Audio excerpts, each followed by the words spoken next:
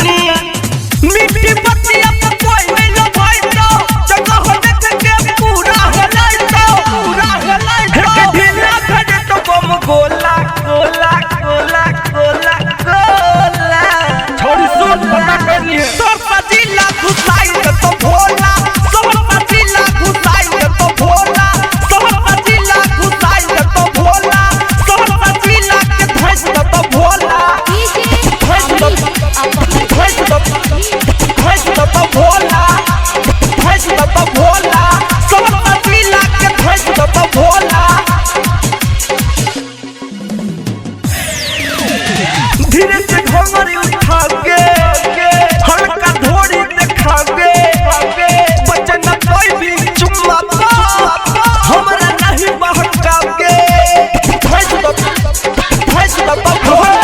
धीरे से घोंघरी उठा के पुलिस का धोरी दिखा के बचन कोई भी चुम्मा हमरा नहीं बहका के सूर्य के दिल में बच्चे खोला बोली